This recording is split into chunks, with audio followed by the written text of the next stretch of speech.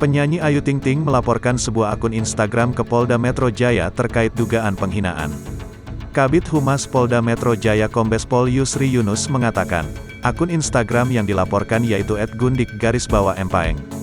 Ayu Ting Ting bikin laporan, tanggal 20 Agustus tahun 2021 kemarin terkait penghinaan di pasal 315 terhadap akun @gundik_empaeng, kata Yusri saat dikonfirmasi, Sabtu, tanggal 21 Agustus tahun 2021.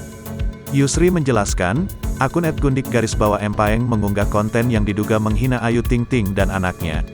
Akun tersebut memposting pelapor dan anaknya Ayu Ting Ting yang berisikan tentang penghinaan sehingga dilaporkan ke Polda Metro Jaya tanggal 20 kemarin, ujar dia. Ia menambahkan, pihaknya kini sedang meneliti laporan yang dibuat oleh Ayu Ting Ting.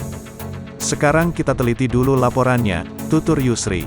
Akun @gundik_empaeng memiliki lebih dari 3.000 followers. Namun, akun tersebut terlihat tidak memiliki postingan.